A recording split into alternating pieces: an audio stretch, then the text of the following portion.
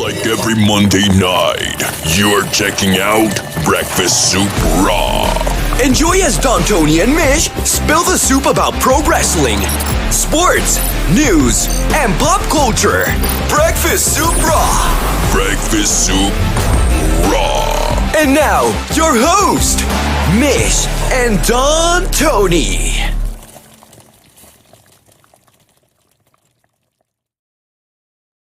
Hey, good evening, everybody. It is Monday night, April 18th, Is it April 18th? Yes, got the date right. April 18th, 2022. Breakfast Soup Raw. I am Don Tony, and he is Anthony Missionary Thomas. What's going on, DT? Not much. Just got through, an interesting Raw, some good points, some low points, some points that I thought was very predictable from last week. Austin Theory, the new United States champion. I don't know why people were shocked today that wasn't going to happen.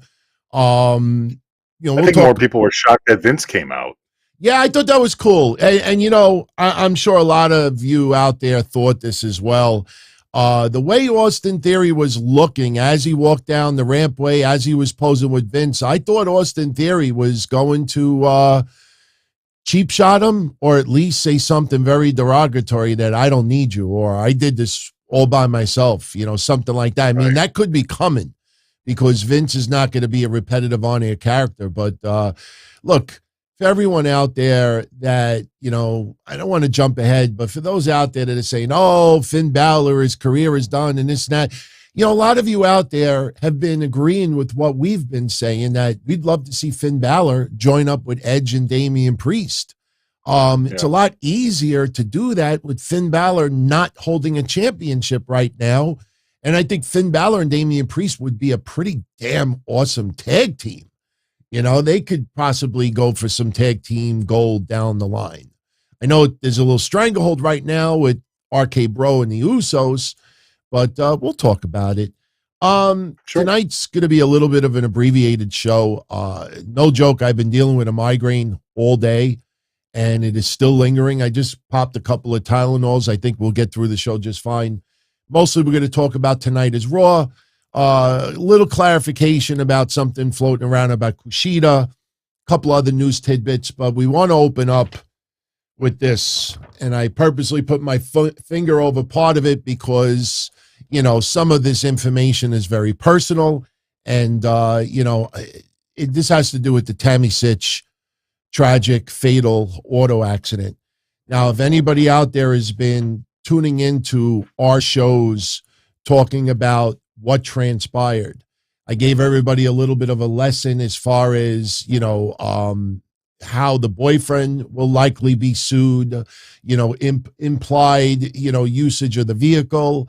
And a lot, and I understand why people are frustrated. A lot of this comes down to the results of the blood alcohol tests that were done. And I know, Mish brought out some excellent points last time. We could find out in a matter of hours in a hospital. But when you're talking about the legal system and you're talking about $1 million lawsuits and you're talking about someone who died, jail time, and some serious charges attached to it, there are so many steps. There is a chain of command that it has to go through. And sure, we could get the results. Anybody could get the results in a matter of a couple of days, but it has to be done via a certain procedure, because if they take a shortcut and a good lawyer exposes that in court, charges could be dropped because of a technicality. So believe me when I tell you, when Florida, the district attorney, everybody who's involved that is working on this case, they want to make sure that every I is dotted and every T is crossed. So let me open up with this, because I know there's quite a few of you that are going to be tuning in to the show, whether live or on the replay, and just wanted to hear about the Tammy information that I got, because on Saturday, I told everyone that I had some information already, but it was going to come out in a couple of days. It's to be respectful for the family who filed the wrongful death lawsuit. Friday was Good Friday. offices were either closed or closed early. So it wasn't going to be in the system till today. So I am not TMZ. I wait until things are in the system, then we talk about it. So right now, as we speak, Tammy Sytch and her boyfriend, James Pent, some people pronounce it Penty, they are going to be served with summonses being sued. Wrongful death lawsuit. And this comes on behalf of the estate of the gentleman who passed away. This is filed by the family, and this is filed. This is not rumor. You're getting this before TMZ or anyone else is going to report it. And I have some specifics that I will share with you that stems what they are claiming. Now, a lot of this is going to sound like, legalese, but I'd rather read it to you exactly the way it's worded. It's not a lot. It's like, this is just the opening. This is the filing. Believe me, I tell you, these 4 pages will turn into 400 pages when everything is said and done. So anyway, there's a wrongful death lawsuit, damages in excess of the court's minimum, which is $30,000. The plaintiff is actually the daughter of the deceased and has been appointed as the personal representative of the estate of the gentleman who passed away. The defendant, Tammy Sytch, is a resident of Keansburg, Monmouth County, New Jersey. I will not read her address. And James Penty, the other defendant, is a resident of Ormond Beach, Volusia County, Florida. The motor vehicle accident that is the subject of this action occurred in Ormond Beach, Volusia County, Florida. Upon and belief, on or about March 25th, 2022, the defendant, Tammy Sytch, was intoxicated and operating a motor vehicle owned by the defendant, Penty, southbound on Non-Yun Street near the intersection of West Granada Boulevard and Ormond Beach, Volusia County, Florida. Defendant Sytch operated the motor vehicle with the consent either expressed or implied. Remember the little education I gave everyone? Because I've been an insurance guy since 1998. So that is implied consent. Remember when I said that the boyfriend has a very difficult decision to make? If he tells the cops, I told her not to use the vehicle, I was sleeping, I had no idea that she used the vehicle, she could get even more charges against her. So it appears that he never said that. So it is implied that, and this is bad because, look, this doesn't even talk about her driver's license situation. This is just the opening court pages. But the fact that we all knew about her driving status and her privileges and what was taken away, the fact that he has a relationship with her, it is implied even more that he knew that she should not get behind the wheel and did so anyway. All right. On or about March 25th, 2022, the deceased, I don't want to say his name, he was also operating a motor vehicle on that road. Okay, we'll get to the final parts of this. At the time and place referenced in paragraphs 6 and 8, defendant Sytch negligently operated and maintained her motor vehicle so that it collided with the rear end of the deceased, resulting in his death. At the time of his death, this person was survived, and they have as far as the family. Defendant Sytch owned a duty to the deceased and all motorists with whom she shared the roadway to operate or maintain the motor vehicle she was operating in a reasonably safe and prudent manner.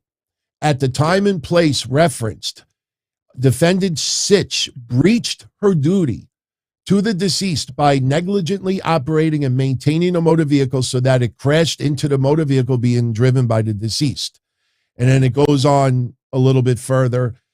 Defendant Pent is vicariously liable for the negligent actions or omissions of defendant Sytch pursuant to the doctrine of dangerous instrumentality as a direct and proximate result of defendant Sytch's negligence for which Pent is liable. The defendant, the deceased's estate and his survivor have suffered damages more fully and forth hereafter. And then it goes on to talk about, obviously funeral expenses, other, costs associated to, plus mental anguish and pain that the family lost a loved one. So this is pretty much the beginning of this. Now, what are they looking for? well, they did this. There's no dollar value associated with it right now. This is just serving the papers. Okay. Well, I was even talking about dollar value. Is there an amount of time that they're looking for Sonny? No, this is not criminal. This is the wrongful death lawsuit. Okay. Yeah, the criminal hasn't happened yet. I'm going to get to that now. One of the reasons why this was filed this late was because, you can't allege that someone was intoxicated if they weren't intoxicated. And, like I said, there's police alleged it. Right. Well, the police have the authority, and the police are not suing. The police can make observations and accusations. Someone serving a lawsuit claiming that somebody was intoxicated, if it's proven by the hospitals that she wasn't intoxicated, this damages it. Right. My point is that when you file a lawsuit, a wrongful death lawsuit, you usually make sure that everything that you are claiming is 100% accurate and correct. So this right now, they all know the results of the blood tests. But like I said, it's got to go through certain stages to get to the final, whatever is going to go down. Now, I'm not TMZ. I'm not no professional, but I'm just telling you all this right now. It could happen tomorrow. It could happen in the next couple of days. I believe it'll happen sometime this week.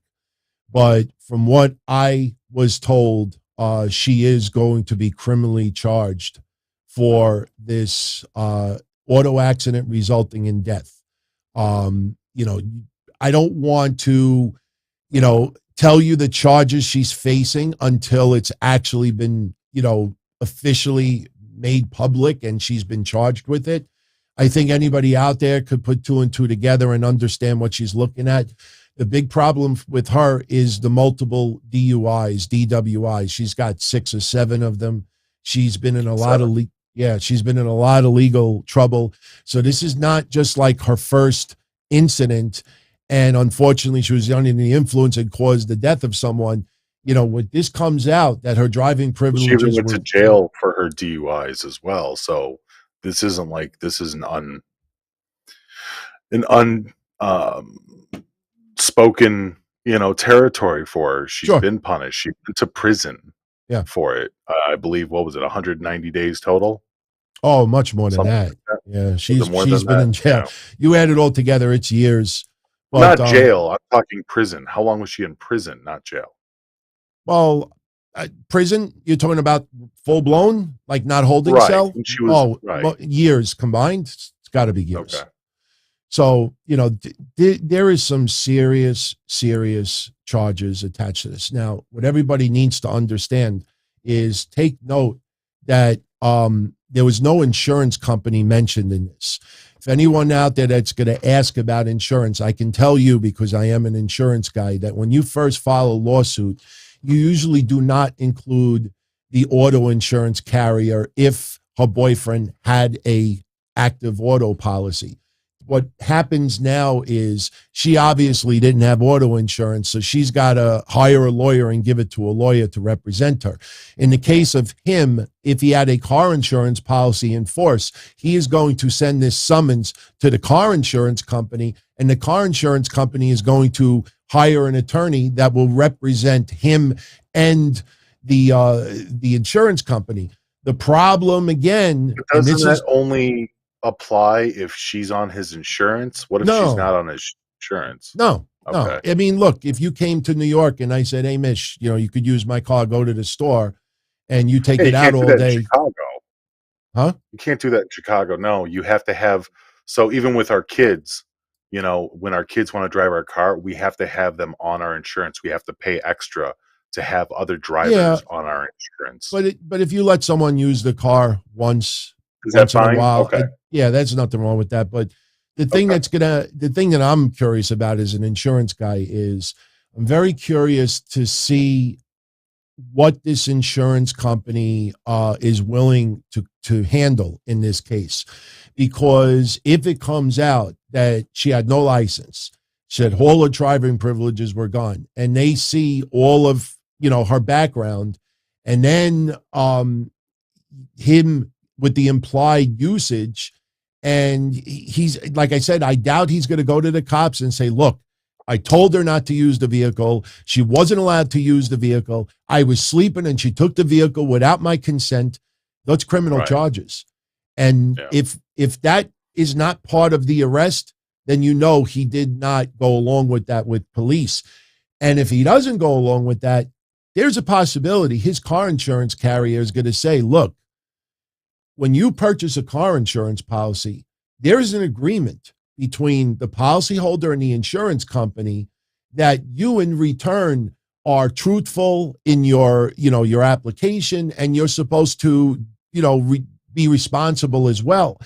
And if you turn around and give the keys to someone who has no license and has a history of DUI, and then that person has a DUI accident, that insurance company is probably going to try to find some legal way to turn around and say the insurance policy was void. And then if they determine the insurance policy is void, number one, they won't cover the car accident. Number two, they'll give him his money back for the insurance policy. So even if he had the insurance policy for 11 months and they say, look, because of this, the policy is null and void, they'll give him the whole 11 months worth of insurance back and you're on your own. So it is a absolute mess. And unfortunately, it's just beginning, because once everything is signed off on as far as her results of her blood alcohol content, that is when, everything goes down. More than likely, Florida will give her the opportunity to turn herself in if they do file criminal charges. And I got to say that to be protective of me, because, we can't jump the gun. We're not TMZ. We're not going to, but everything that I have and what I have seen, it's just a matter of time now. And it's sad and it's terrible. And unfortunately, me, you, a lot of people out there talked about it. This was going to end in tragedy. And it ended in tragedy. So, yeah, no, it sucks. So that is what we have right now. So once the next step comes, which is going to happen any day, the fact that the family of the deceased went and filed this now and made that claim, they have information. So now it just needs to be notarized, signed off on, and then formal charges will be filed, and then she'll get a lawyer, go down to Florida, turn herself in, and then, it goes from there. So, I know it wasn't the most professional explanation, but, we're just two wild and crazy, lonely guys. So, right. I know. Anyway, Raw tonight. What do you think is going to happen to her? Do you think she's going to get the book thrown at her? Yeah, I think she's going to get. This is the time. I honestly think she's. What? Go ahead. Sorry. No, I honestly think she's going to get at least 10 years in jail. She's going to be sued, and I don't know what kind of assets that she has. I know a few people today were like, "Oh, she could set up a quick LLC and try to put everything in the LLC." No, it's not going to happen. Whatever she has, I mean, it's going to be pretty much gone. Look, I have heard a lot of things about the boyfriend, and none of it is good. I'm not going to say anything about this boyfriend. Do I think he could be criminally charged? Is this the same one she was fighting with in January? I believe so. Yeah, I believe so. It's do never you think coming that out. it's possible? Mhm. Go ahead. Sorry. No, go ahead. Do you think that it's possible that the family goes after the state for all the previous DUIs that she was actually back on the road? Is there a case with that? Because I've heard people rumbling about that too, that that the daughter may actually have a case against the state, considering all the DUIs and the fact that even in February, she was busted with no license and everything else like that, and she was still on the road even after all the DWIs, DUIs.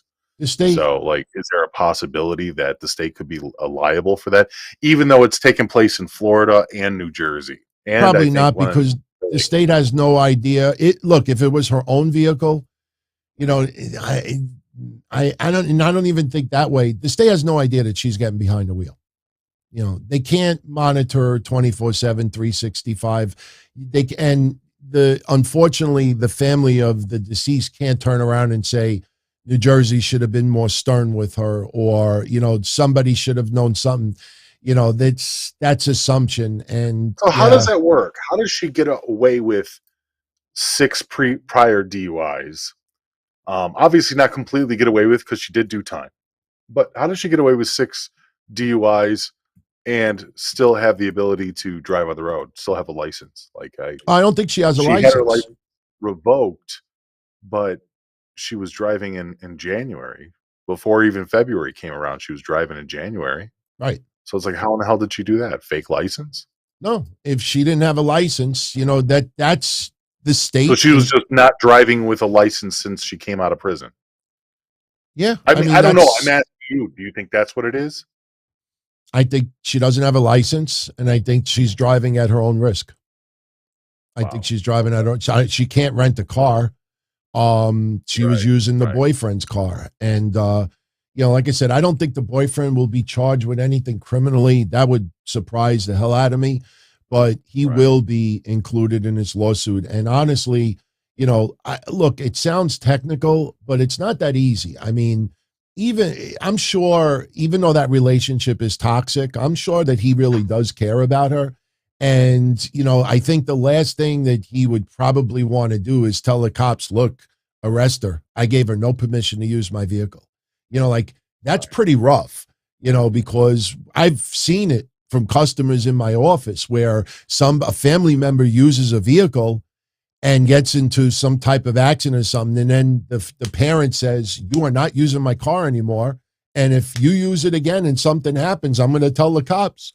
I did not give you permission. And I have seen a few fathers in Howard Beach tell the cops, I did not give permission to my son. And the son got arrested.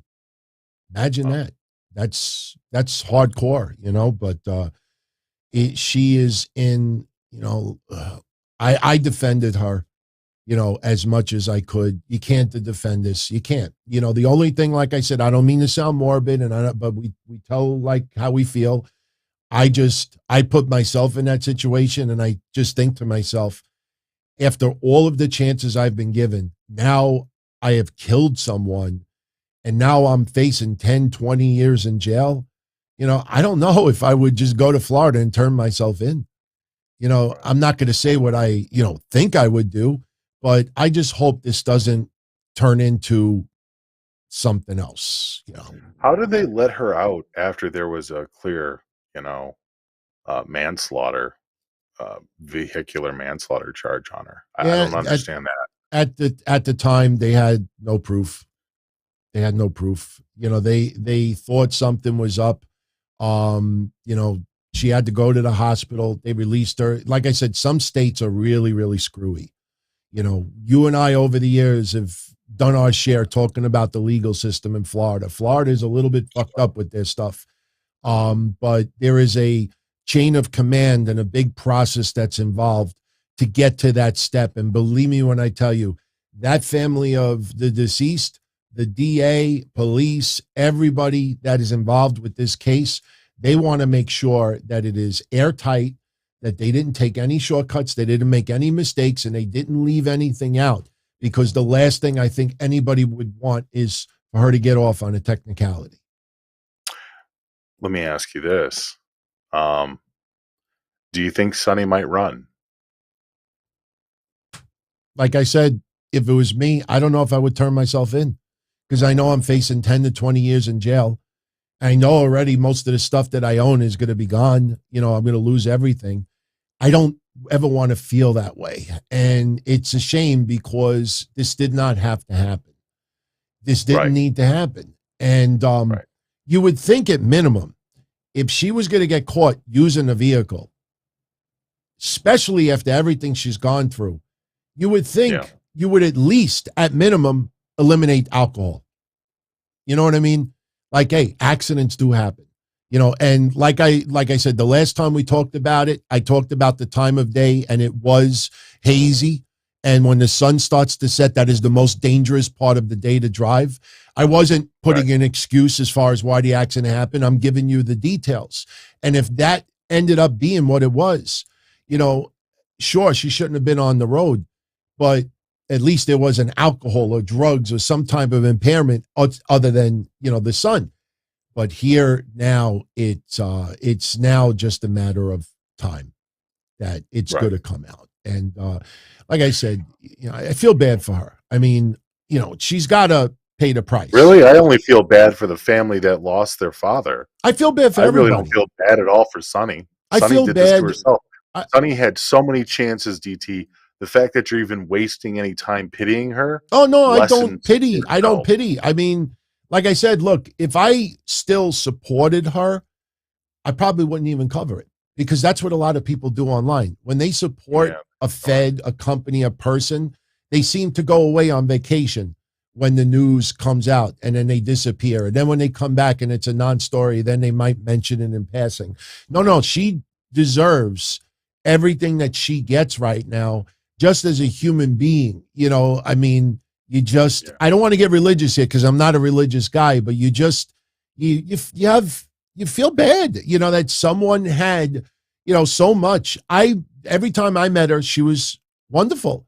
And I have friends that are good friends with her.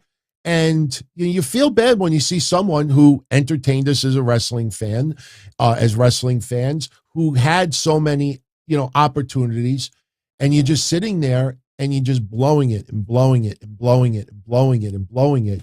It's like, man, she got 9 lives and she used them all up.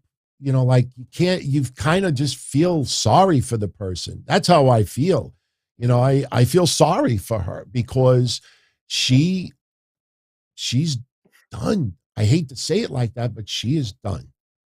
She's done. So to be continued, everybody, to be continued. So, all right.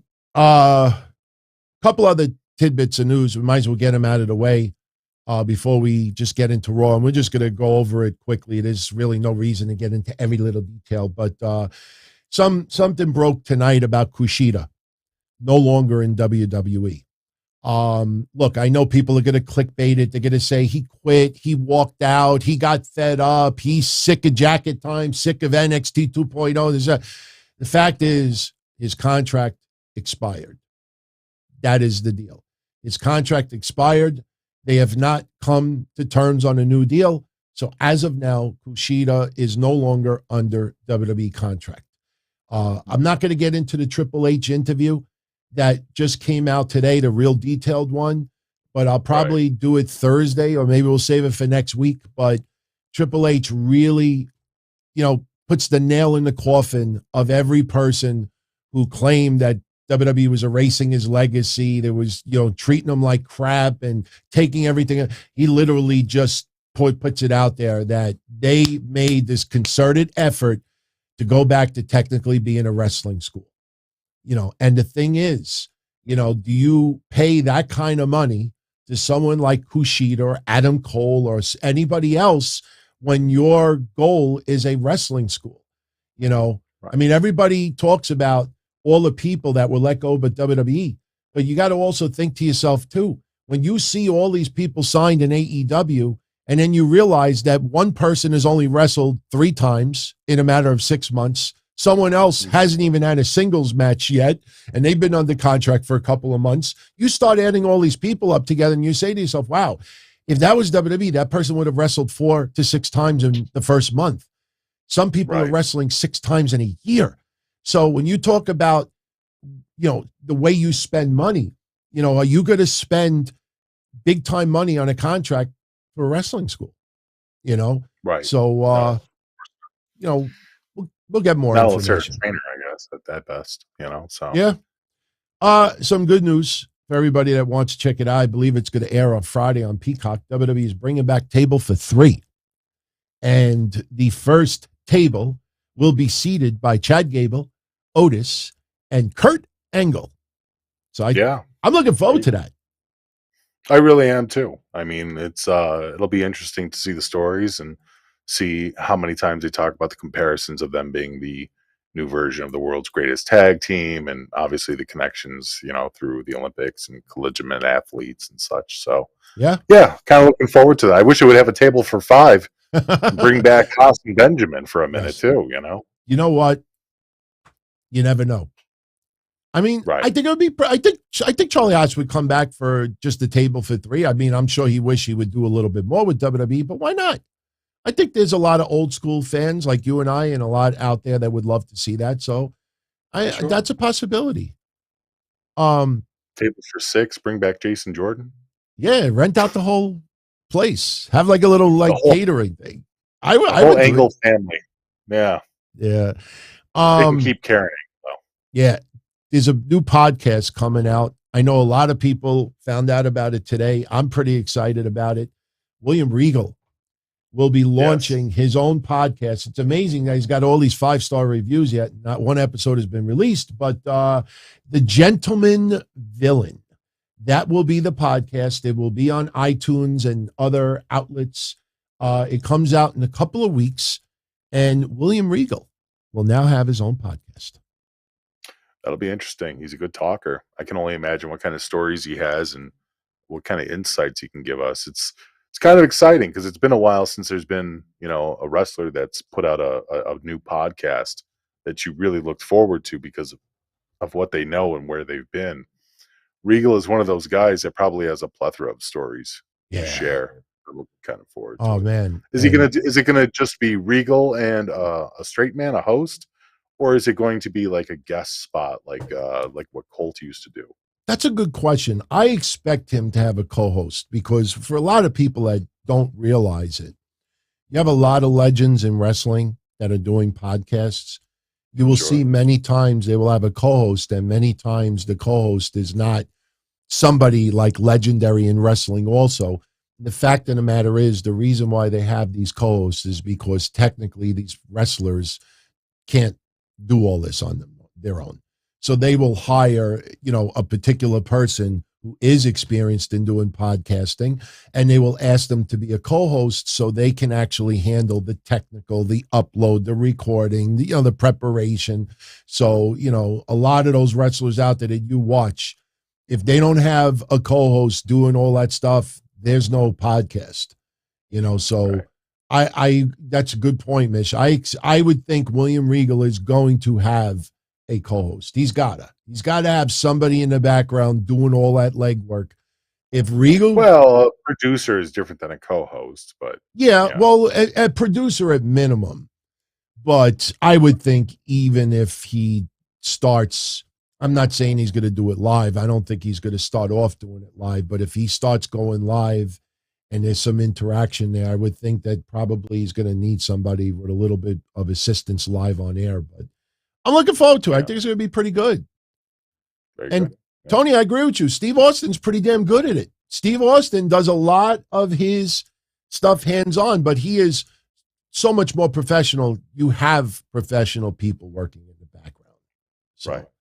I want to give a shout out to Adam Baum because he sent this to me, and I ordered a couple of them early in the year, and I haven't gotten them yet. They haven't been released yet, but they are sold out.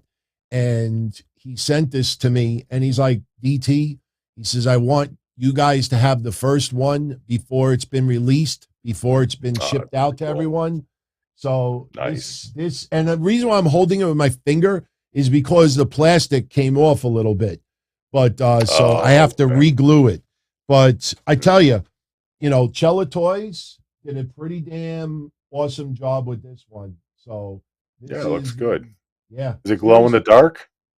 I don't know if it glows in the dark. I haven't checked it yet. I can't turn the lights off here. I don't think it glows in the dark. Okay. It might fair go. Enough. It looks might like that color of yellow green that glows in the dark, Yeah. Well, it doesn't say that it glows in the dark on here. But, and I think he had another doll, didn't he? Like another figure before that did glow in the dark. Yeah, I have it somewhere, but I never like put it like in a light area just to check it out when it glows in the dark. But right. I tell you, I told him this privately, and I'll say it here publicly too. because he does tune into all the shows, and sometimes you see him in the comments posting stuff. It is awesome, and I say this not because we became friendly, but it is awesome after 20 years to see this much fan appreciation and a young generation that never grew up with Adam Bomb. Adam Bomb was your favorite growing up, but yeah. So to see all of these young wrestling fans that weren't fans when Adam Bomb was around, when Chronic was around, Brian Clark, himself, it's awesome to see that many people who are into, him now after all of these years. Because you think back even 5 years ago and, you bring up the name Brian Clark and you really didn't hear much. You see a little thing here and there, but now, he's freaking everywhere. And I think that's awesome, man. I think for a while, didn't he run a couple of gyms and stuff like that? I think he was really big into the bodybuilding. Yeah. Maybe not the scene, but I was pretty sure that he had gyms. Yeah. So, it's just for the wrestling side of it. Like, you didn't hear his name come out all that much. Right. But, it's nice to see what's going on now. So, shout out to Austin Nance. Happy 15 months being a channel member, my friend. All right. Raw tonight. What did they call it? A commitment ceremony. They didn't use the term wedding. They said commitment ceremonies. Double the commitment ceremony, Mish, quadruple the 24/7 title changes. We ended up. Yes. What did you think about this? It was hilarious. It was just dumb. It was dumb, but it was funny. I mean, R-Truth is funny. He had some good zingers in there. The actual part that they were trying to make funny with the wedding itself wasn't funny. Seeing Tozawa just jump all the way up Tamina's skirt and get her for the pin was pretty funny. I don't know, man. It was stupid humor. It was cringe humor, but yeah, it was fine, man. Why do you think I thought it was funny? R-Truth making fun of the fact that Tamina and Dana were about to kiss or whatever, and he's like, I don't even know if that's PG. And I was like, oh, okay. That's where we're going tonight. The fact that it was a 24/7 title thing, like, I don't think anybody was surprised that this whole thing was a sham, but it was a sham. Well, technically, if we keep the storyline, Dexter Lumis is married to Indy Hartwell. Tozawa is committed, I guess you could say it that way, to Tamina Snuka, and Reggie is committed to Dana Brooke. Do you think, I brought this up last week, do you think these two ceremonies were done as a satire of Carmella and Alexa Bliss's weddings? I don't know. That'd be a weird shot to take. I mean, Carmella's still pretty active. Alexa Bliss is doing her own thing, but Carmella's still pretty active in the company. Why would the company have anything against that? Matter of fact, I think there was a lot of WWE people at Carmella's wedding. I know Bliss's wedding had more like actors and actresses and musicians, and she had her band. What was it called? Bowling for Soup. Yeah. Her thing was different. It was definitely a lot more focused on people that Bliss knows that are outside of wrestling. But Carmella's wedding was totally about a lot of people in WWE. Yeah, I'm not saying that they were mocking the weddings. I'm just saying that because they had two high-profile weddings actually go down in WWE, they decided to have a little bit of lighthearted fun and have two of their own weddings by doing this with Dana Brooke and Reggie and Tozawa and Tamina. So, like I said, they weren't making fun. I think people are misunderstanding what I'm saying. I think because of the two high-profile weddings that went down, maybe they want to have a little fun and say, hey, let's have two weddings also. And they just had some fun with it. So for the record tonight, because I wrote it all down, so as a result, after the commitment ceremonies were over, and it was funny, if anybody missed it, they teased at one point where R-Truth, the certified, what did he call himself? The certified managing guy. If anybody objected, speak now. And Tamina objected. And what she did was she gave Tozawa to Dana, and she took Reggie. And Dana's like, I don't want that. I don't want that. And then R-Truth again is like, if anybody objects. So then Tamina takes Reggie and puts Tozawa with Reggie, and she goes over to Dana. Right. And they were holding hands for a minute. I think everybody expected Tamina and Dana to have a kiss. And then Tamina changed her mind, and then she went back to Tozawa. But as a result, like you said, they all decided to take advantage of each other. I guess this was their reward tonight for doing the ceremonies, because Reggie pinned Dana Brooke to become the 24/7 champion. Tamina then pinned Reggie to become the 24/7 champion. Tozawa pinned Tamina to become the 24/7 champion. And then Dana Brooke pinned Tozawa to become the 24/7 champion. And then Dana Brooke and Reggie ran away. A big nothing burger. I know. Big nothing burger of a segment. Yes. That's why I liked it, because it was just a waste of time. Well, another segment that I got to be honest with you, I don't know, man. I thought it fell a lot flatter than it should have. And that was the lie detector test with Ezekiel, Kevin Owens, and Chad Gable. I thought Chad Gable was awesome in this segment, but it didn't seem like the crowd was having as much fun as they should have. I thought, maybe they thought that the machine wasn't working properly, and they asked Kevin Owens a couple of specific questions, and Kevin Owens fails the lie detector test. But, sure, they're asking Ezekiel questions. There's no sound effects. Chad is just looking at the computer like he's telling the truth. Are you Ezekiel, Elias's younger brother? Yes, I am. He's telling the truth. Are you Elias? No, I am not. He's telling the truth. And what ends up happening is Kevin Owens gets pissed off. Kevin Owens starts confronting Elias, and he's throwing some threats to Elias, tell the truth or else. And Elias is like, or else what? And then Kevin Owens goes to leave the ring again, and then Chad Gable attacks Elias. We get an impromptu one-on-one match. Crowd didn't seem like they were into it at all, and then it ends up with a DQ victory for Ezekiel because Otis comes in. So is this the segue Alpha Academy out of the tag team picture for a little while? I don't know if I got that feeling at all. They felt like they were just more along the lines of backup for Kevin Owens.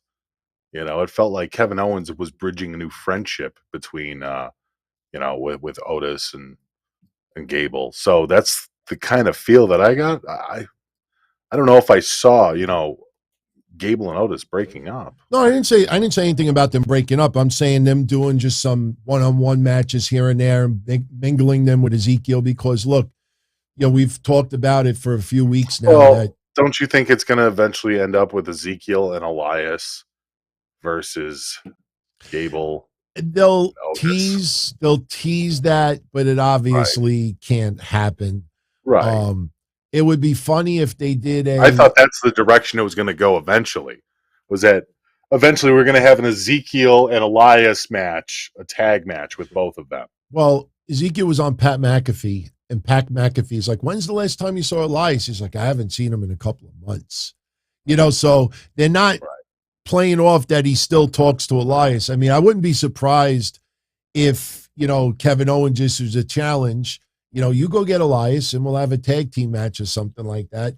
But like I said, unless it's like a pre-recorded, some type of, choreographed, special effects. Yeah, that's not going to happen. But it's just the tag team division is so goddamn awful right now. It blows me away coming out of WrestleMania. And I never realized how pathetic the tag team division is in all of WWE, because we joked right after WrestleMania, like, how many more times can we see the Street Profits and RK Bro? And they fucking did the match again today. Yeah. And it's like all the tag teams are just either stuck in the mud or they have split up. And now they're unifying the titles for a few months.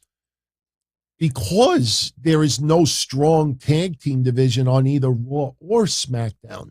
So they're going to keep the titles unified until a tag team that is not named New Day, that is not named RK Bro, if they lose it, and all signs point to that, they're going to wait until somebody catches fire, and then that's when you will see the titles go back to separate brands. But in the process, it just feels like, okay, now we're probably going to see Ezekiel versus Otis next week. And then the week after is the go home, to Backlash. And it just feels like, man, the tag team division suddenly is horrible.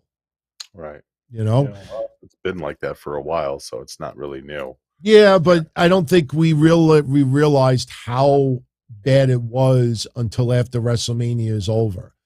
Because now it feels like that the Raw tag team division consists of 3 teams, even though it's a little more. And even SmackDown, they even teased on SmackDown, they teased Garza and Carrillo. They were yelling at each other after Carrillo lost his match. They were together for the wedding thing today, but, if that team splits up as well, and Viking Raiders are not doing all that good either. So No. All right. We finally got the heel turn by Rhea Ripley. Tonight, as we expected, Sasha Banks and Naomi retained the tag titles, defeating Rhea Ripley and Liv Morgan. After the match is over, Rhea Ripley is just pissed off. Right. Liv is trying to calm things down. And, at one point, like, Rhea's like, I'm done. She walks away and then she stops. Then she turns around and she says, I'm done again. And then Rhea just snaps and she attacks Liv Morgan, leaves her laying. And now we continue what we've been saying. Do you think Rhea Ripley will be added to Edge and Damian Priest? Yes. I hope so. I think she would look perfect in that group. Yeah, she fits the bill. She looks like she's going to be part of the new Edge squad, the new Edge Lords, Edge Heads, whatever you want to call it. The new Ministry of Darkness. It's not even the Ministry of Darkness. It's some weird, like, pseudo-gothy thing. But it doesn't feel like the Ministry of Darkness. So I don't know if there's any correlation there. It's just kind of like it should be, but I digress. The way Edge was talking in his promo today, it seemed like Edge was, he brought up the Ministry. He brought up the Brood. And this seems like the next, like the next step. It's like a hybrid of everything. That's what it kind of feels like. But Damian Priest, 2 weeks, has found his stride as far as way he talks, the way he looks, the dark lighting. God, I'm so glad they got rid of the unstable Damian Priest. That was just awful. Yeah. So, and he's got that deep voice, right? That very dark, deep voice. He's clear. He's got the look for it. He looks menacing. It fits him perfectly. Yeah. Veer Mahan squashing someone by the name of Jeff Brooks. This was the Lars moment that I feared. This felt like Lars. I'm sorry, it felt like Lars. I support Lars. I mean, it's not in wrestling anymore right now, but this felt like that. I'm not gonna lie. I mean, after he wins the match and he continues attacking Jeff Brooks, and all the agents are trying to break it up and everything. There was so much piped in booze.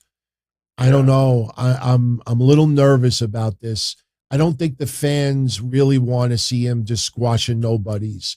I think look, Ray, there was COVID protocol last week. We heard something with Ray. We don't know for sure, but we believe there was. Interesting that he wasn't brought back tonight, but I would think Ray has to return next week to confront Veer. That's probably the direction they're going to go. I mean, what are they going to do? Feed him Dominic again? Oh, no. Veer is an interesting character because they waited so long to debut this guy, and he literally is just a 2D wrestler. That's all he is. He's so generic. We don't even know why he's out there just maiming people, just cause. You know, Yeah. he falls more in line with like an Umaga, but at Yeah. least Umaga had Armando Estrada to actually speak for him and was like an over the top manager and everything else like that. Veer, even though he can speak and he does this weird choppy promo, I don't know. If you want him to go out there as like this savage killer, you need a handler. He needs a handler. Yeah, Something. I agree. You know, we could go off topic for a second. I have talked Sure. about this to death. I talked about it Saturday. I talked about it Sunday. So I'm going to give you the floor, and I am curious, how do you feel about LA Knight managing Mace? Oh, it caught me by surprise. I was pretty happy to actually see it. I thought he was, very classic manager too. He didn't come off as his own thing. Like, well, I mean, even bringing up a guy like Armando Estrada, who is like way over the top, like his own type of character. LA Knight kind of felt like a throwback. I got a little bit of a little Paulie out of it, a little bit of Slick. There's a few other people that he was emulating. But yeah, no, I was very surprised. I was beyond surprised that WWE would just pluck him for a manager. Yeah. Because it seems like other than MVP, most managers and MVP aren't a real thing, especially not for a very long time, Yeah. It's like one of those aspects of wrestling that's kind of disappeared over the years. So, yeah, I have no problem with it. I mean, Good. I didn't really see social media on SmackDown when he was out there with Mace, but I mean, were they positive about it? Were they negative about it? The initial reaction was mostly negative. I think Was because I actually posted on my Twitter, I posted the promo that LA Knight cut, and I posted the match that he had with Eric. And I think once everybody like paid attention to pro, and I think here's the, I'll say this, and here's the thing where, like I say, a lot of people who are very deceptive in how they report things, whether it's print or voice or video. I think this is a classic example of it, because for the last couple of weeks with the rumors of LA Knight that WWE wanted him as a manager, a lot of the usual suspects online were just saying, like, this fucking guy could still go. Why are they going to put him as a manager? And all of them implied that he wasn't going to wrestle anymore. When I looked into it, and look, it's proved, because on Friday, I went on Twitter and I wrote one sentence, because I asked someone who I talked to that actually works within WWE. I said, are they planning to have him wrestle? And the answer back was, oh, yeah, of course. So all I did was write one sentence on Twitter, and what that was LA Knight will also wrestle besides managing. right. And about 10 people liked it. Nobody wants to hear the truth. Everybody just wanted to stick with, oh, they're going to waste him as a fucking manager and this and that. But meanwhile, you think back to Piper and you think back to others who wrestled and managed. Scotty Flamingo became Raven. Yeah. Like, we should want this. Right. We should want it. So I'm glad, because I think once people heard his promo and seen Mace out there, a lot, almost everybody I talked to warmed up on it. The big complaint, and this is deserving, the big complaint is Knight model management. Like the thing is that, Mace is like a model. So, that's kind of corny. But I also think, how else do you associate Mace with LA Knight? Why would, you know what I mean? So they had to make it gimmicky. As long as it's good, I don't care. So, all right. Tonight we also had, we talked about Ezekiel beating Chad Gable by DQ. We had, once again, the Street Profits taking on RK Bro. This time around, they did what you and I talked about a couple of weeks ago, teasing a little bit of heel maneuvers. What they did was, during the match, the Usos music played, and RK Bro got a little distracted, but they didn't come out. And the next thing you know, Street Profits hit their finisher on Riddle and get the pin. And then they walk up the rampway, and, Street Profits get on the mic, and they said, they admitted that they were the ones that had WWE cue up the Usos music. So I guess to say, like, they're not the only tag team you should be worried about right now. Right. But man, I am so tired of seeing RK Bro versus Alpha Academy and the Street Profits, and that sucks because they have great matches, but Right. it's too much. I mean, the amount of matches they've had in the last 3-4 months, it's too much. Right. Well, there's not much else they can do. Yeah. There's nobody else that's coming up to take the storm. Although, man, oh man, did they show Pretty Deadly like 1,000 times tonight? Huh? Yeah. When we did the NXT watch party last week, everybody that was there, I actually called it. I said, it's going to come down to the Creed brothers and Pretty Deadly. And I said early in the night, I said, I got this bad feeling that they're going to put it on Pretty Deadly. I didn't want to be right, but that's a classic case of what they did with, who did they do it with back then? What was the French team? The French team, Rene Dupree. Rene Dupree and Rob Conway. La Resistance. La Resistance. They did that with La Resistance. They gave them the belts in an attempt to get them over instead of giving them the belts because they are over. And that's what they did with Pretty Deadly. They put the belts on them in an attempt to instantly get them over. And look, I've seen some of their work in NXT UK. They're actually pretty good. Yeah. How it'll interpret through the States, we'll see. We will see. 2 other matches that went down tonight. Austin Theory beating Finn Balor to become the United States champion. We opened up the show talking about that. Again, I don't know why anybody was surprised. I mean, after all the matches that Balor had with Finn, it just felt like they were giving him the belt. After WrestleMania, after everything that they have done, plus, if WWE goes that route and considers putting Finn Balor in the group with Edge and Damian Priest, do it without the title. Right. But I don't buy that Finn Balor is buried, dead. It's just, they don't have nothing to do. They're giving Austin Theory a little bit of a rub. You could see how important it was after he won the match. All the heels came out. They put him on his shoulder. Kind of a little reminiscent. What was it, Bret Hart when they put on his shoulders back then? Yeah. So, but those were the baby faces. It was interesting. And then, like you said, Mr. McMahon came out. So this felt like it was a big deal. Yeah. Yeah, it was. Yeah. I mean, they dusted off T-Bar for a second too. I saw him out there. It was all right. It's what you expected. I was happy to see Vince out there. It lays credence to it, and then of course he went up there to take more selfies with them, which I thought was kind of funny. So yeah, it's funny thinking of Vince McMahon and selfies. I don't know why, but yeah. Speaking of T-Bar, he lost a main event match tonight. He lost to Apollo Crews.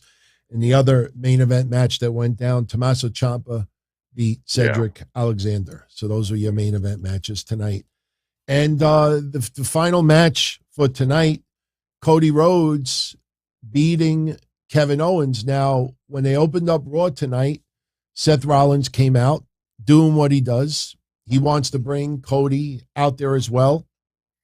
It felt like a repeat of last week, because the challenge was already made for WrestleMania Backlash. Seth Rollins last week already talked about how, it was unfair that he didn't know who his opponent was at Mania. Right. So they kind of repeated some of that again. Cody, putting over Buffalo numerous times. And, tonight Seth Rollins felt a lot more as a heel than he's been recently. But what ends up happening is Seth Rollins has got a challenge for Cody. Hey, right. I didn't know who my opponent was at WrestleMania. So how's about tonight, Cody, you wrestle in the main event, but you don't know who your opponent is going to be, and I get to pick the person. And Cody's like, no problem. It ends up being Kevin Owens. There's been a lot of talk, and Cornette talked about it last week. There's been a lot of talk that Cody Rhodes and Kevin Owens want to work a extended program with each other. Mm-hmm. Tonight was a little tease of it. But what ends up happening is brawling outside the ring, inside the ring. It wasn't pay-per-view quality, but it was definitely worthy of a Raw main event. Seth Rollins comes out towards the end of the match, and Seth Rollins is getting a little bit nervous that Kevin Owens can't put Cody away. And then what ends up happening is about 2 or 3 minutes before we go off the air, Kevin Owens, can't put away Seth Rollins. And Kevin Owens gets knocked outside the ring by Cody. And the referee is counting to 10. And Seth Rollins is trying to get Kevin Owens to get back in the ring. And you hear Seth Rollins say, "Get your fat ass back in the ring." He's making fun of him. And Kevin Owens is like, "What did you say?" And Seth Rollins is like, "Get your fat ass back in the ring." So when the referee got to 8, Kevin Owens is like, "This is your problem. This is your match." And Kevin Owens walked out, count out victory. Something that Cody's not used to, from his AEW days. But Cody beats Kevin Owens by count out. And then Seth Rollins wonders why Kevin Owens just walked off at the very end. But it was a really good match. I mean, I would love to see an extended program. I mean, their promo in the beginning, Seth and Cody, like I said, it just felt like a lot of repetitive. But, you could see Cody changing a little bit. You don't have these really, the first night was the really emotional speech and everything, but now it's more of just, Gaga playing up to the crowd, is Cody Rhodes the better man? And the crowd is going nuts. But I will tell you, and I think a lot of people don't want to admit it, that are very bitter that he left AEW, but I think WWE for the first 3 weeks, I think that they have used Cody the best they possibly could. I felt bad for The Miz last week. The Miz has a pretty damn good resume, and people were downplaying it, that this was like a huge step down that Cody has taken on The Miz. I thought that was so wrong. It's a lot of hype, though, right now, too. I mean, give it some time. I'm not going to play anything against Cody right now. You're right. He's doing gangbusters in WWE. He's doing the right thing. And the fans are very receptive to him. They like the way that he talks. I mean, even the way that he was delivering the promo tonight, a belt holds up your pants, from last week and stuff. It's refreshing. It's refreshing to hear Cody talk this way in a company that's pretty filtered, Yeah. And I mean, even when he was talking about "Oh, you're a piece of no, I didn't say it." It's things like that are going to make him popular with the audience, because he's not coming in as another WWE guy. I think people still feel like he's an infiltrator. He doesn't present himself as a WWE guy. He presents himself as a guy who came from the outside. And WWE is doing a good job of keeping that going with The Miz, with Seth Rollins. So I'm not sure, how long the hype train is going to last. Yeah. But as long as fans still view him as an outsider, I think that'll be a feather in his cap. Yeah. We had 3 segments that we could talk about. Well, first off, we were talking about Edge and Damian Priest earlier. Edge challenges AJ Styles to a rematch for WrestleMania Backlash. Hence, as we've been saying the last 2 weeks, the reason why they call it WrestleMania Backlash now, a lot of it is, fallout from WrestleMania. Right. AJ Styles agrees to the rematch. He's being interviewed by Megan Morant, and then the lights start flickering. They go out for a few seconds. They come back on, and Edge and Damian Priest beat the living shit out of AJ Styles. Good visual in the locker room. Right. So they will be having a match at WrestleMania Backlash. Interesting. Very interesting. Sonya Deville. Now, this is not, it was never officially added as a match for WrestleMania Backlash, but today Sonya Deville comes out, cuts a promo, getting some legit heat from the fans. That was not all piped and booze tonight, but she's explaining why she did what she did. Bianca Belair comes out, and the next thing we know, they're going to have the match next week instead of the premium live event. They're going to do it next week on Raw in Bianca Belair's hometown, which obviously this will give her extra cheers. But Sonya Deville, because she's management, she's telling Bianca, you can't put your hands on me. And then at one point, Bianca gets so pissed off at Sonya Deville, she picks her up, almost like fireman's carry, but doesn't do anything. Sonya's like, just put me down, put me down. I'll have you fired, suspended, fined. You'll lose your title. So Bianca pulls her down. And then later on, Adam Pearce is in the back with Sonya Deville. And Sonya Deville's pissed off. Adam Pearce is saying that Sonya Deville, this was the storyline I told all of you a couple of months ago, that Sonya Deville ultimately, she will overstep her bounds and WWE management will review her situation and she'll probably be relieved of her GM duties. Right. So she wants Bianca to have the EST of fines, the biggest fine of any wrestler. And it ends up that Bianca shows up and she's ready to pay her fine. And Sonya's like, look, this is between me and Adam. Get out of here. And Adam takes the fine from Bianca Belair, and it's $1. Right. Gave me Trading Places vibes. $1. And Sonya Deville is pissed off. Her fine was $1. So Adam Pearce fined Bianca Belair $1. I mean, obviously we're going to have the blow off between Sonya and Bianca coming up. I don't know. Yeah, it looks like they're going to take her off of, her authority position. You think she gets a regular role back on the roster in the women's roster? Yeah, she should. I think it's time. I think after everything that happened with her, they gave her the GM to ease her back in, but she wants to be in the ring. And she's good. She's not bad in the ring. So, ultimately, I think this brings her back as a full-time wrestler. And look, Alexa Bliss will be back soon, and Sonya Deville becomes a full-time wrestler again. Now you start feeling like, okay, I could see, the women's division picking up a little bit. I just wonder if we're going to get the return of Asuka next week, or is this match going to end in some type of clusterfuck and then a rematch goes on at WrestleMania Backlash? Maybe Becky shows up next week. I think Becky Lynch, if anybody out there has not paid attention to her promos, she's been cutting on Twitter before house shows and after house shows. You got to go out of your way and watch them. Yeah. She's practicing the psycho bitch. She's practicing looking disheveled, looking like she has totally lost her noodles. Right. She is acting all crazy, and she is killing it.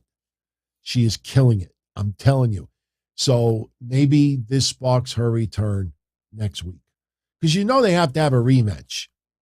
So, Becky Lynch is entitled. I know they don't automatically do rematches, but people haven't realized they are. So we'll see what happens. And then the other segment we should bring up is Omos, MVP, and Bobby Lashley. I don't know how I felt about this. Basically, what happens is MVP and Omos issue a arm wrestling challenge to Bobby Lashley. Bobby Lashley accepts it. So next week we're going to have Omos versus Bobby Lashley in an arm wrestling match. What did Bobby Lashley? How does he keep pronouncing Omos? Does he say almost? Yeah, almost. I think he says almost. Almost at the end of it. But they agreed to an arm wrestling match. Now what's going to happen. Bobby Lashley's going to be 1 inch away from winning, and then Omos will probably attack him. And it's like how most of the arm wrestling matches go in WWE. But that was pretty much Raw tonight. Looking at news, one thing I did want to let everybody know, this is pretty cool. WWE's going to be having a European tour coming up. Yeah. And they're going to be in Newcastle. They're going to be in Leipzig, I believe it is. Leipzig. And this is the end of April to the beginning of May, I think May 1st.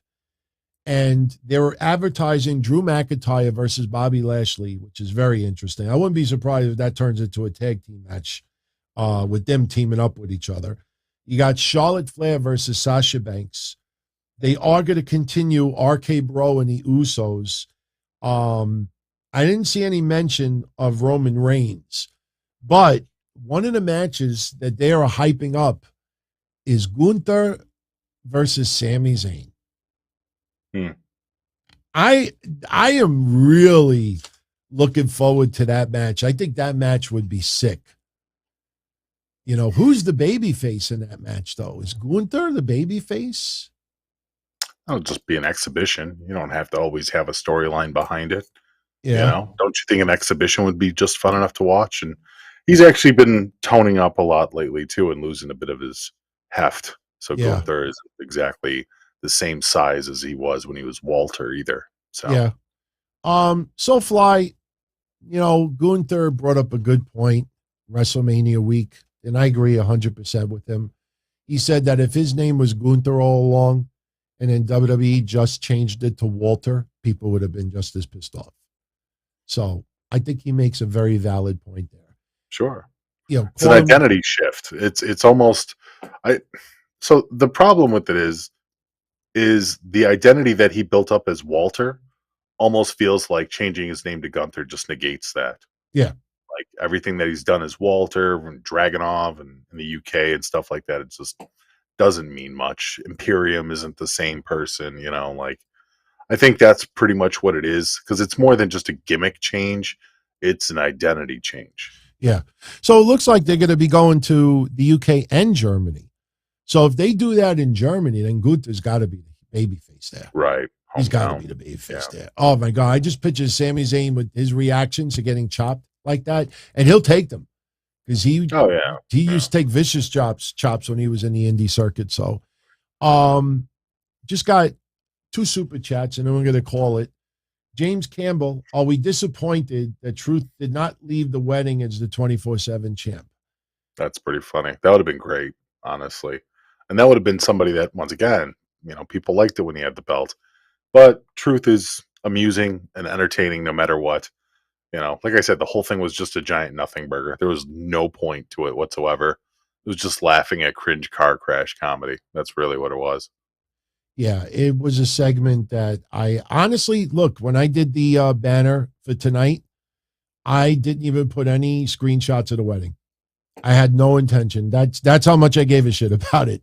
This is, for me, this is what kind of mattered for tonight. But yeah, you kind of feel like this whole storyline is he wants his baby back, you know, and it was right there and he could have gotten it back, but he didn't. So last night when I was wrapping up the show, a super chat came in, I think literally like a minute or two before I ended, and I had no idea it did.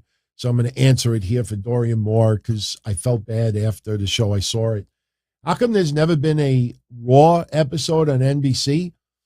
The same reason why Saturday night's main event has never been on the USA Network, as far as I know. Yeah. You know, it's just, yeah, I mean, it's Raw is on USA Network, SmackDown is on Fox, and Saturday night's main event is on NBC. Although, you remember when it was on Fox for a little while? Yeah, for a short time there. They had a couple episodes or a few episodes on there, right? I think it was the mid-90s. Might have been the early to the mid-90s. This is when, like, I think Married with Children first came around. It's probably like early to mid-90s, I would say. Yeah. But, yeah, that's the only reason why. I mean, those shows are, you know, contractually obligated to right now NBC more than anything else. And that's you're not going to put Raw, which is obligated to the USA Network, and put it on NBC. I'm sure WWE would love that because that's regular syndicated television. But, Right. yeah, that's the only reason why you don't ever see that. So, and someone asked earlier, was that guy tonight, Brooks, what was his name? Hold on. The one that lost to Vietnam, Jeff Brooks. And we'll bring that up in a second. Was he the first, like, enhancement talent to be stretchered out? No, I believe we had Ryback with a few times squashing enhanced talent, and then they were taken out by stretcher and by ambulance. I think, and you brought up Umaga before. I think Umaga probably has squashed some enhancement talent was carried out. Yeah, I'm trying to think if Umaga did it. I was actually thinking that, but No. Charlie, I know Married with Children started in '87, but I'm saying like Married with Children was on Fox at the time that Saturday Night's Main Event was on Fox. It was somewhere around the early to mid '90s. It was somewhere around that time frame. Sure. Maybe I'm wrong, but I'm pretty sure that was the time frame. But yeah, so that is pretty much tonight's episode, everyone. Like I said, I will get more information about Kushida. As far as what I could find on my end, his contract is up, and that's why that he is done for now. Speaking of contracts, no, I kid. I did want to kind of make an announcement. It's a little bit kind of on the post, but not really. You're going through a lot of wonderful changes with your channel and your show. I saw the recent episode where you talked about going on to a brand new network. By the way, congratulations for that. But I believe that probably at the end of this month, I will be retiring from Breakfast Soup. Okay. And I think that's for the best for everybody. And I just want to thank you for having me on as long as you have. I mean, it's been technically since 2005. Okay. So I was not aware of this, right before you said it. Are you talking about Mondays, or are you talking about Mondays and Patreon? Well, I'll finish out the month, because I mean, that's the right thing to do, is even with the Patreons and stuff like that too, but yeah, at the end of the month, I think I'm going to retire from Breakfast Soup. Okay. All right. Well, like I said, I did not know this was coming. So, I will, at the end of the show. I'll talk to you off about this, but obviously whatever you're doing, I mean, all the best to you. So sure. Back at you, man. I mean, you've got a lot of positive things going for yourself. So all right. Looking forward to it. Absolutely. Yeah. And thank you very much. Thanks to all the fans, and I'll see you guys tomorrow. All right. Take care. Have a good night. Peace. All right, everybody. I'm gonna jet out. I had no idea that was coming. So, luckily, the good thing about it is, everything that I do with BlueWire and, with playback, and now, like I said, I made a little announcement yesterday, and, it's just that another network was going to be picking up the shows also. So, the good thing is it just, what this tells me, it'll probably just, everything will be under the Don Tony Show banner. So, well, I'll tell you the truth. Like I said, this came out of nowhere. So based on what I just heard him say, that means Patreon is done as well. So, we'll be one happy, gooey family, all of us. So, hey, that's how things go. I'll be honest with you. I probably would have wished he would have told me privately first. So, and then announce it, but it is what it is. It's all good.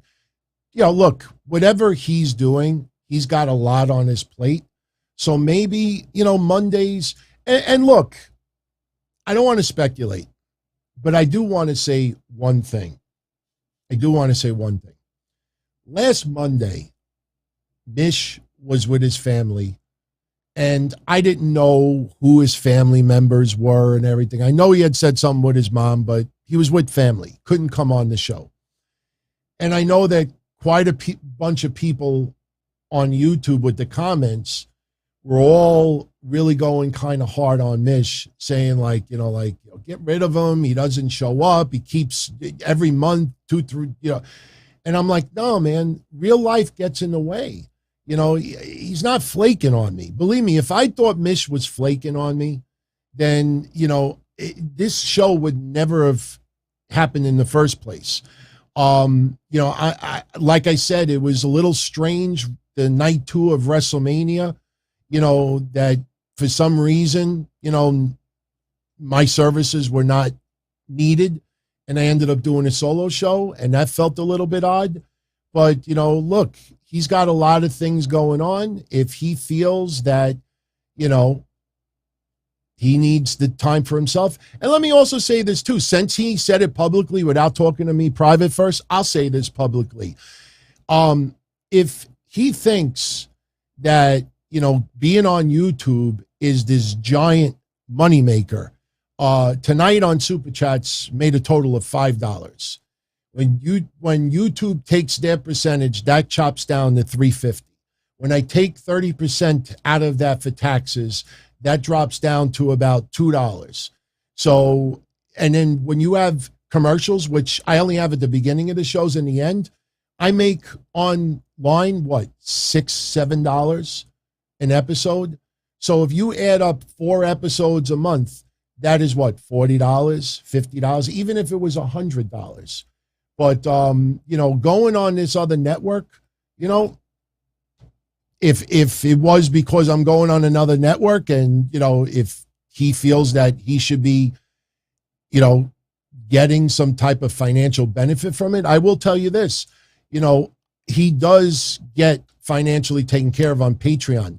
The fact that he wants to leave Patreon also, tells me that he himself probably are going to be doing a bunch of projects and he needs those days for himself. So listen, I want each and every one of you to remember what I say right now. I know Mish a very long time. And I know a lot of people who have backstabbed me and said a lot of shit behind my back. And they have no clue half the things I have seen. I could tell you with honesty, that guy is one of the most sincere people that I have ever met. And I could tell you that if he is walking away from this, he probably wants to expand himself, and he needs those Mondays for himself. He needs those Tuesdays for himself. And you got to support him. I got to support that. If that's, why can't he do that? Like I said, I kind of wish he would have told me privately, like, dude, look, I think I'm going to step away from this. And I would have been like, hey, why? What's going on? Like, to throw this live on the show kind of like hit me. And I'll be honest with you. I think the way this went down tonight, I think that's it. I think starting Monday, we go to the Don Tony show. I think that's what we got to do. So, I don't know. I don't know how to feel about this, but like I said, WrestleMania night 2 was weird because, everybody loved night 1 and, night 2 comes around and, hey, we're all doing it, right? No, it's just going to be us 3. And I was like, oh, okay, and now this. So, but no. Look, it's done and it's done. Am I disappointed? Of course, because I love, debating with him, bouncing off his shoulders. But, you can't force anybody to stay around. So starting this Monday, Don Tony show across the board. That's it. Everything is going to be the Don Tony show going forward. So now I got to get some new artwork made up. I'm going to have to get some new intros made up. But, and I apologize for my Patreon family as well, because I know a lot of us on Patreon, they love the shows that we do together. And, that's going to come to a halt as well. Now, I will finish out the month with him on Patreon, only because, Patreon goes month to month. And I don't want anybody to feel, because we're at, we still got 2 weeks left in the month. We don't want anybody to feel like, oh, I paid for the whole month of April and, what happened to him. So Rain Entertainment is saying try to reconcile. There's nothing to reconcile. He doesn't want to be on the shows. He doesn't want to do Monday, and he obviously doesn't want to do Tuesday as well. So he does not want to be involved with my shows. I don't think it has to do with money. Believe me when I tell you. Because, like I said, I think that I take care of him pretty comfortable. But unfortunately, what that means is either the Patreon is going to close down as of May 1st, or, we'll keep the ad-free shows going and, put some other content there. I don't know. Like I said, usually when you do business, you talk to people privately and, hit me with this live on the show right now, the more I think about it, if he was mad at some of you out there for last week because I thought some of you were a little hard on him. If you go on YouTube, I actually defended him numerous times. So I didn't leave him out there to dry. But, I don't know. The more I see this, like not even tell me beforehand. I don't know. I don't know how I should feel about this right now. But one thing is for certain, guys and gals, I don't skip a beat. So you have no worries as far as the content here. I go on and I keep doing my thing. But I will tell you, next Monday will be the Don Tony show. The few people out there, they know who they are, who helped me with the intros. I will have them start working on some new intros. So we may be without a Monday intro for a week or two, but, artwork, it's not a problem. It's a matter of a couple of clicks, but Kavan, there's nothing to talk privately about. I don't know what he's the one that decided to tell me publicly live on the show with all of you right at the end of the show, I don't want to be here anymore. I don't want to be on Patreon anymore. So what's there privately to talk about? Please don't go. No, he's got, look, for whatever reasons he chose to do this live at the last minute, I don't know. I thought after all of these years, the more I think about it, the least you do is you tell me privately, like, DT, look, all the years we've been doing this, but I need to, and I'd be like, all right, cool. And then prepare for the announcement. But I had no idea that this was going to be said. So, look, I don't want anybody out there to be mad at the guy. He's done so much for me. And I really mean that, for whatever reason that he has decided to do this, good for him. If he's going to branch out and do his own thing, good for him. If he wants to branch out, I see all the shows that he's doing. Good for him. It's all good. I lose no sleep over this. And, at least I know, going forward, we just do our thing, just like we do on Saturdays and Mondays. In fact, you know what? This might be a blessing in disguise because the shows will probably end a little bit quicker. And I probably could ultimately bring back Wednesday. I'm not doing Wednesday this week, but maybe next week we'll bring back Wednesday Night Dynamite. We'll keep Mondays mostly as a Raw recap show with a little bit of news. I don't know what happens now with Patreon starting May 1st. I'm going to leave it up to them. If they want a Patreon show to continue, I will still do one. But, we'll see what happens. But as far as here, no worries, everyone. I keep doing what I do. So, Herbert, I'm not in shock. I just think, especially after 17 years knowing the guy, I would have thought maybe a DM or a phone call. The more I think, I'm being honest, since he put it out here and hit me with this live without me knowing, I would think a phone call or something privately would have been the right way to do it. Like, hey, DT, blah, blah, blah, blah, blah. All right, cool. Let me start preparing, or we don't even announce it until the end of the month. But to be honest with you, since, this happened this way, no, next Monday it'll be a solo show. Patreon, I think we owe it to our Patreon family. I'm not trying to say the Patreon family is better than here, but they actually paid for the entire month of April.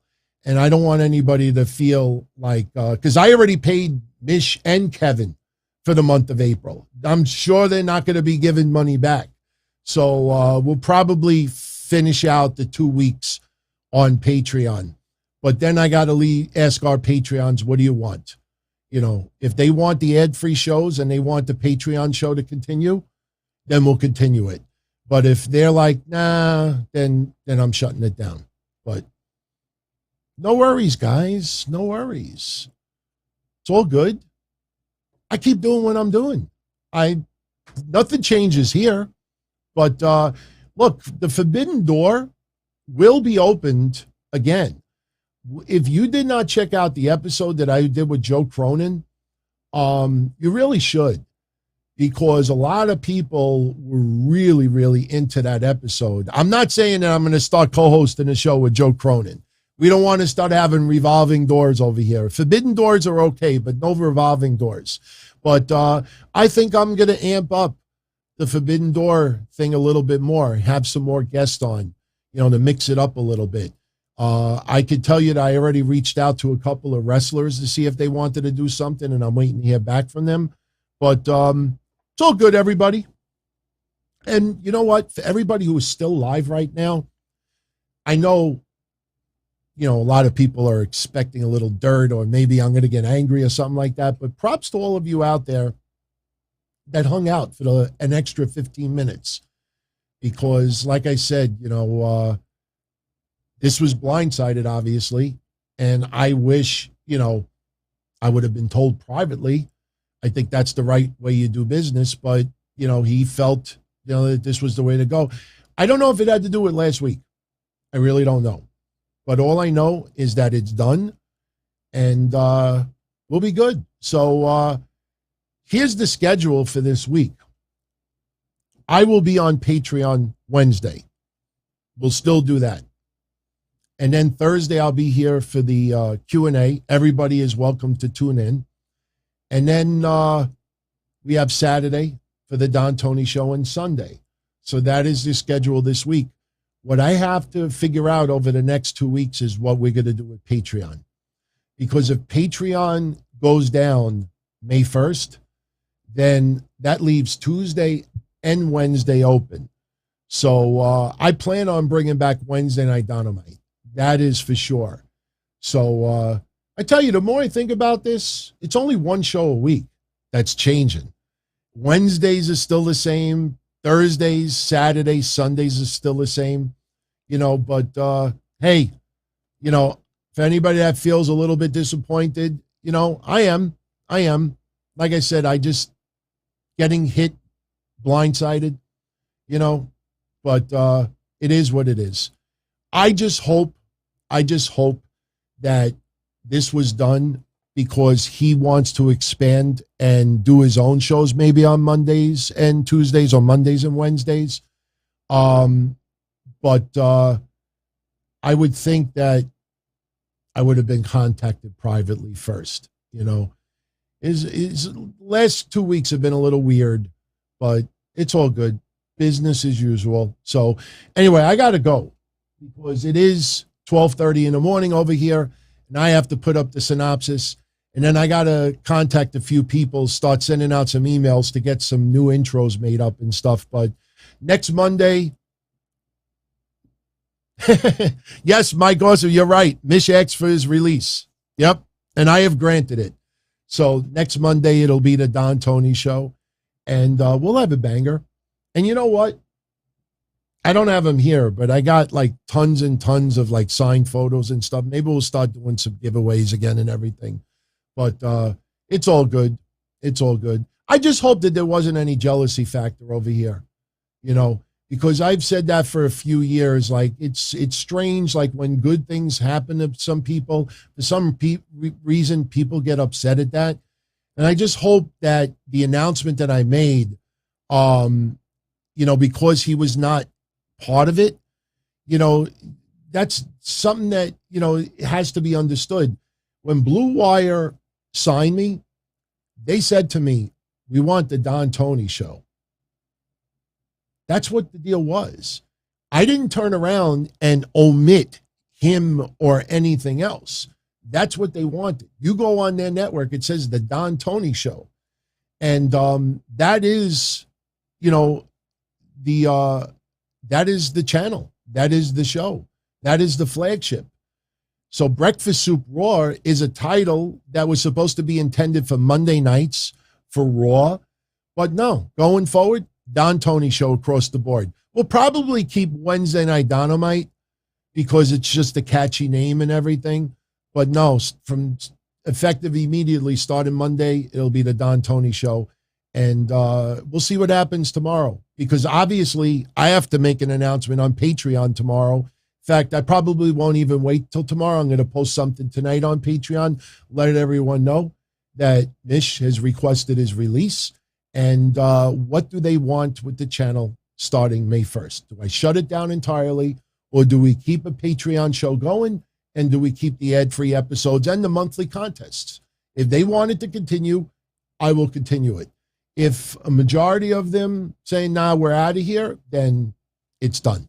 So I can't freeze his contract. I pay a month in advance, so I'm not going to ask for money back. So it's all good. So one door closes, others open. I lose no sleep. So, and look, it'll probably make Mondays easier because now I plan for me. No debates, no topics, no having, it is what it is. Like I said, if there's one thing that I have to say publicly is, Mish, I wish you would have told me privately. 17 years of talking and doing stuff, talk to me privately and tell me privately. And then I would have said, all right, let's make the announcement at the end of the month so there's no controversy or anything. But to hit me here right before we leave, I'm not going to lie. It kind of feels like, hey, you know what? I'm done. Bye. Out. There's not even a freeze frame with him smiling. He just went fade to black. So it's all good, everybody. I'm going to jet out of here. Leave any comments in the comment section. If you notice the last couple of days, I've been answering tons. If you have any follow-up questions you want me to answer, post it in the comment section. And so again, the schedule, I'll be on Patreon Wednesday. We'll see if that's the last show or the next last show, or if the channel continues. That'll be up to them. And then I'll be right back here on Thursday, and then Saturday and Sunday. So it's all good, everybody. Have a great night. All the best. Take care. As far back as I can remember, I always wanted to be a podcaster. For me to live any other way was nuts. To me, those goody-good people who worked shitty jobs for bum paychecks and took the subway to work every day and worried about their bills were dead. I mean, they were suckers. They had no balls. If I wanted something, I just took it. I ran everything. I paid the bills. I paid the host. I even paid the masked maniac. Everybody had their hands out. Everything was for the taking. We always called each other good fellas. You would always hear from somebody. You're gonna like Don Tony. He's alright. He's a good fella. He's one of us. But if you're part of my crew, nobody ever tells you they're gonna get rid of you. It doesn't happen that way. There weren't any arguments or curses like in the movies. See, your haters come with smiles. They come as your friends, the people who've claimed they care the most for your life. And now that's all over. And that's the best part. Today everything is different. There's lots of action. I don't have to wait around for everything like everyone else. Oh, I didn't get the vaccine? Fuck you, vaccine me. Oh, your delivery guy has COVID? Fuck you, feed me.